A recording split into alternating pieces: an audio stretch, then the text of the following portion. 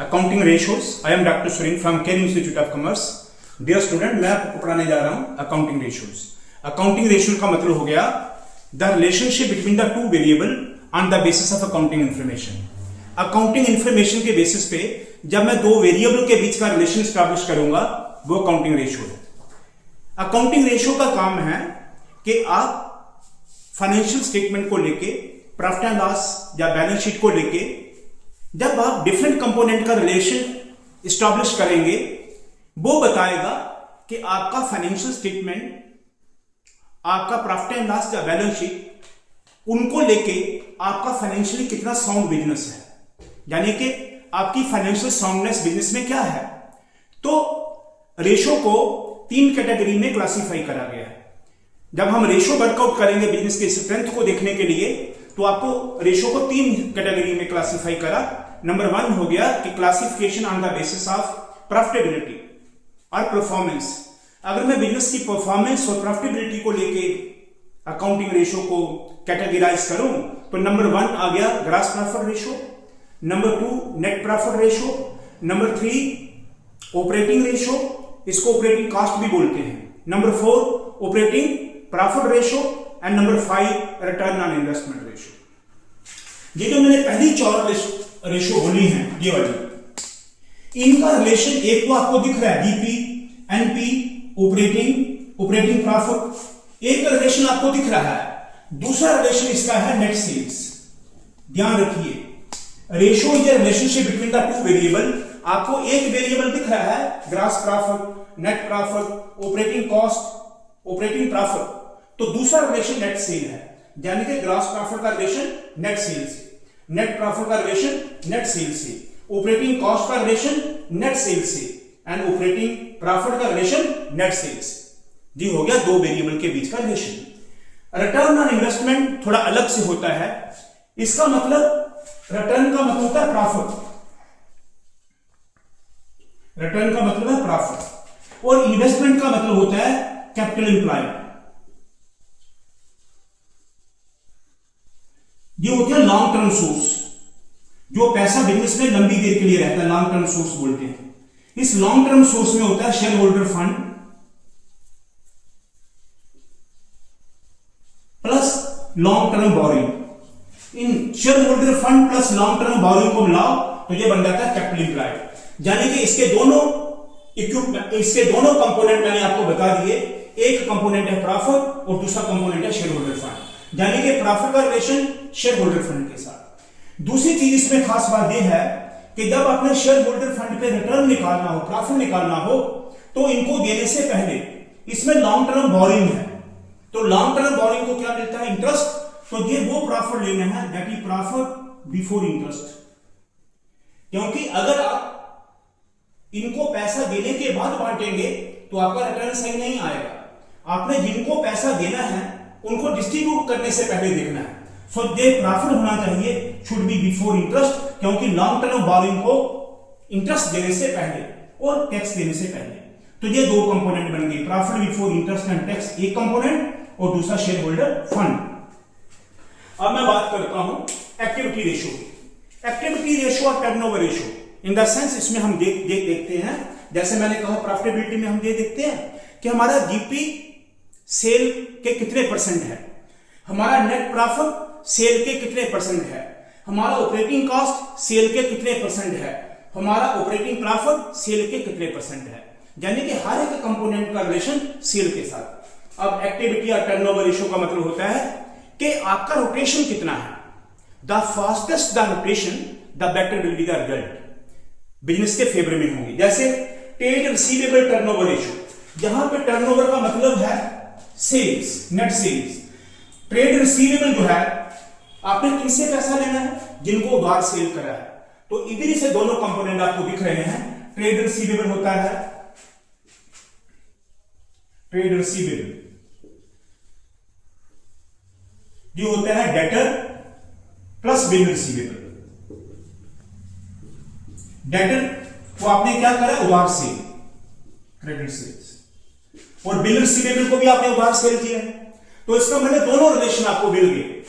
जब हम कहें ट्रेड रिसीवेबल टर्नओवर रेशो, जहां पे टर्नओवर का मतलब उधार से, और ट्रेड रिसीवेबल का मतलब बिल रिसीवेबल प्लस डेटर, यानी कि एक कंपोनेंट हो गया ट्रेड रिसीवेबल और दूसरा हो गया क्रेडिट सेल्स। जब मैं कहूं ट्रेड पेएबल टर्नओवर रेशियो, तो ये आ गया ट्रेड पेएबल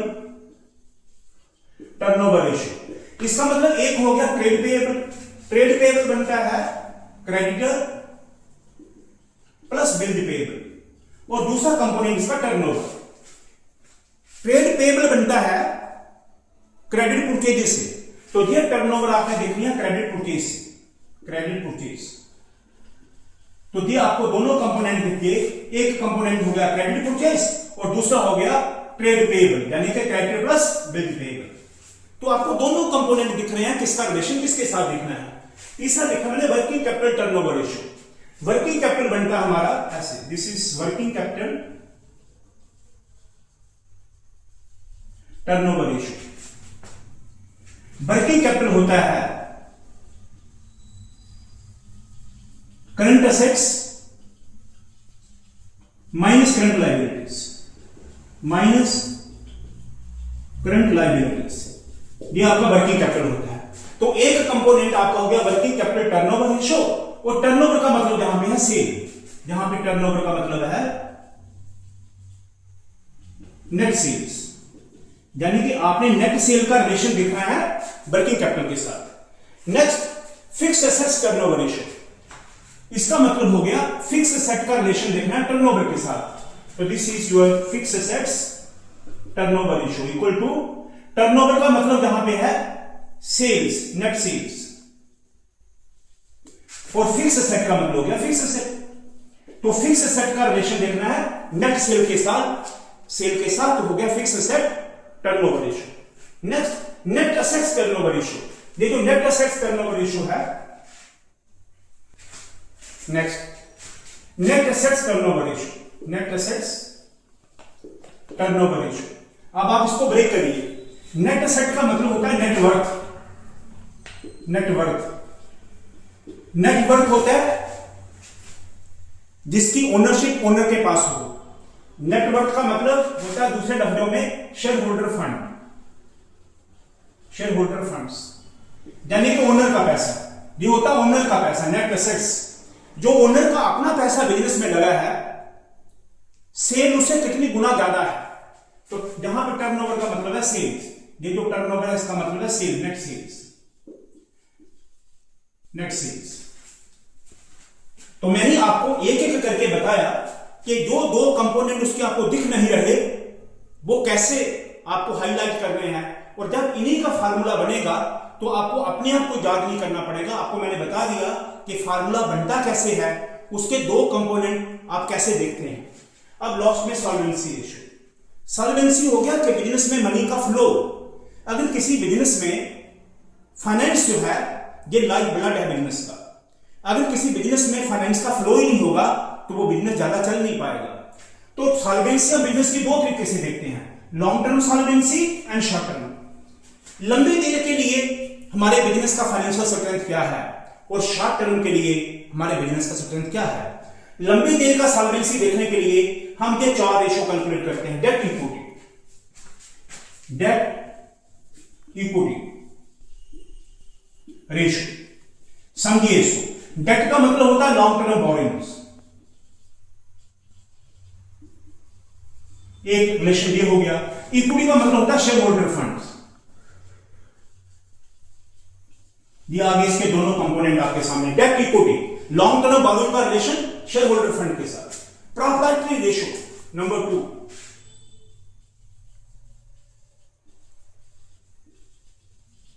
इसके दोनों कंपोनेंट होते हैं। प्रॉपर्टी रेशियो में आपको एक कंपोनेंट दिख रहा है प्रॉपर्टी, दूसरा नहीं दिख रहा, वो होता है total assets. Property ratio two total assets बोलते हैं इसको, टोटल असेट्स। ध्यान रखिए ये कंपोनेंट इसका साइलेंट होता है, ये मैंने आपको बता दिया टोटल असेट होता है। तो प्रॉपर्टी का मतलब होता है share holder fund, share holder funds, और टोटल असेट्स हो गए टोटल असेट्स, कुल मिला के जो असेट्स आते हैं, ये दो कंपोनेंट इसके हो गए। Next interest coverage ratio. Interest coverage ratio का मतलब होता है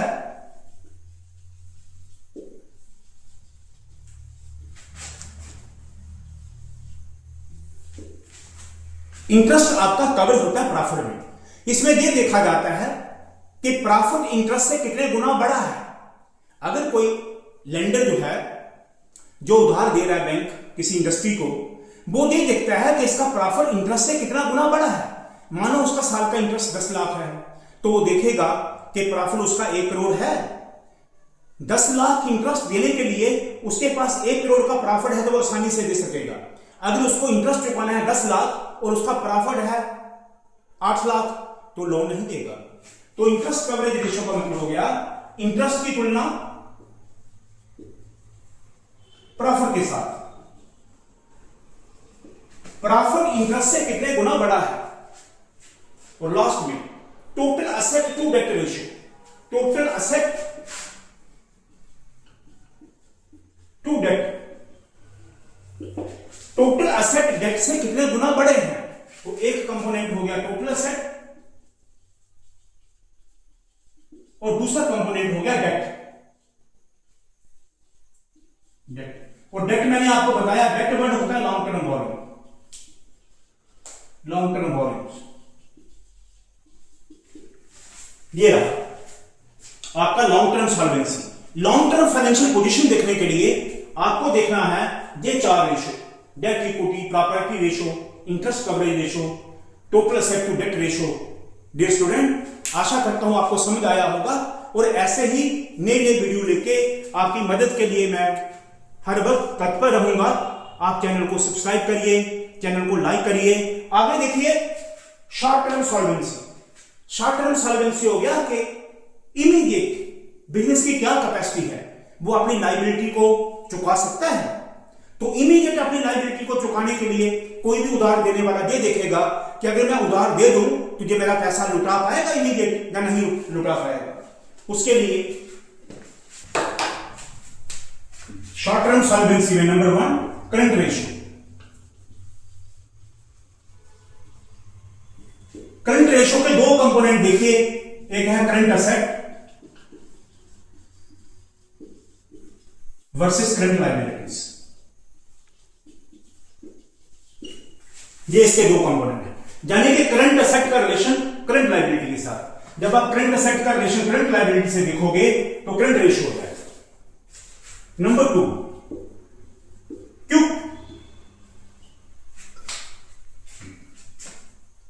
क्यूक रेशियो या क्यूक असेट रेशियो भी बोलते हैं इसे। अगर आप करंट असेट में, करंट असेट जो होता है उसमें 2 चीजें ऐसी हैं जिसका पैसा इमीडिएट रिकवर नहीं होता। बाकी सारे के सारे करंट असेट इमीडिएट रिकवर हो जाते हैं। 2 चीजें उसकी इमीडिएट रिकवर नहीं होती, वो होता है स्टॉक और प्रीपेड। स्टॉक हो गया इन द सेंस आपका स्टॉक स्पाइल्ड है, आउटडेटेड है, पुराने फैशन का है, तो बिकने की पॉसिबिलिटी कम है। इसलिए स्टॉक इमीडिएटली कैश में कन्वर्ट नहीं होता। और प्रीपेड एक्सपेंस ऐसे माना जाता है कि अगर आप किसी को एडवांस दे दो तो रिकवर करना मुश्किल है। इसीलिए अगर मैं करंट असेट से ये दोनों चीजें माइनस कर दूं तो क्यूक असेट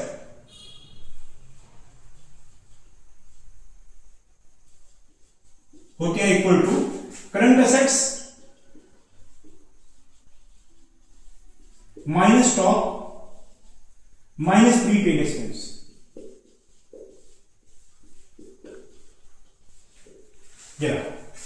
और दूसरा इसका कंपोनेंट होता है करंट लायबिलिटी। इसका दूसरा कंपोनेंट है करंट लायबिलिटी। तो एक कंपोनेंट हो गया क्यूक असेट और दूसरा हो गया current liability. So dear student, जो आपके सिलेबस में है, मैंने पूरे सिलेबस को खंगाल के रेशियो को क्लासिफाई करा 3 कैटेगरी में, और ये तीनों कैटेगरी आपको आपके सिलेबस में दिख जाएंगी।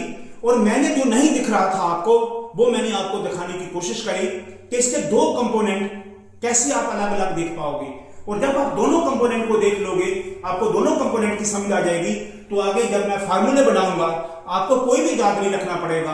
आपको जैसे मैं समझाऊंगा आप उसी टोन में समझिए, आप बिल्कुल उसके मास्टर बन जाएंगे। आपको कोई फार्मूला याद नहीं करना पड़ेगा। आशा करता हूं आपको समझ आया होगा। देखते रहिए केयर इंस्टीट्यूट। Thank you.